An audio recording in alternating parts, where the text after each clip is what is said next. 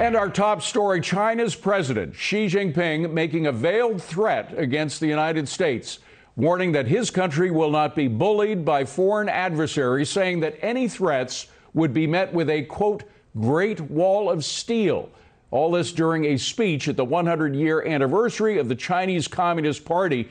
Jackie Deangelis is in the newsroom with the details. Jackie. Hi, David. Good evening to you. The Chinese Communist Party, of course, turning 100 today, and it is a pivotal turning point, not just for China, but the United States as well. Now, China and President Xi have made no secret of their intention to pursue economic dominance, and they found praise in that department today from an unlikely source, Tesla and SpaceX CEO Elon Musk. Musk tweeted this, quote, "The economic prosperity that China has achieved is truly amazing, especially in infrastructure. I encourage people to visit and see for themselves."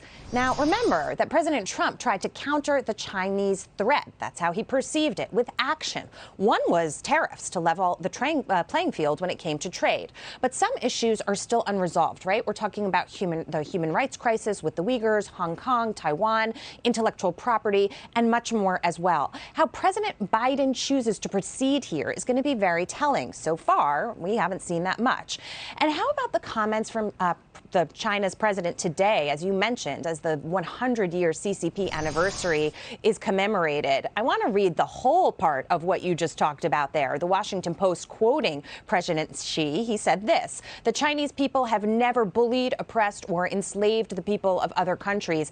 At the same time, the Chinese people will never allow any foreign forces to bully, oppress, or enslave us. Anyone who dares to try to do that will have their heads bashed bloody against a great wall of steel forged by over 1.4 billion Chinese people." Now, it's statements like this that lead you to believe that China has become emboldened. President Xi was not talking like this, a year or two ago. And experts like Michael Pillsbury, who President Trump referred to as the leading authority on China, agree. Listen to this. Once Trump got his bearings and got going on China, and he'd had views about China for 20 years in his own writings, then Trump really began to make a difference. That hasn't really happened yet with the Biden administration. We don't know what exactly they're going to do about China. And what about the origins of COVID, a pandemic that ripped through the world, wreaking havoc on all of us? Is this administration going to demand answers from China and push back against its unwillingness to cooperate while all this is happening on a global stage? You know, Pillsbury believes that it shows China's enormous confidence that it can peddle its narrative around the world, and wishes that the Biden administration was stronger in their message and pushing back, David. You know, they talk about enslaving, that they've never enslaved anybody. Later on, we're going to hear from a North Korean defector who says that she was actually sold into slavery in China.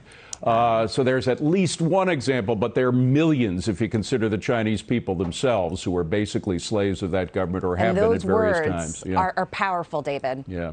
All right. Jackie, thank you very much. Joining me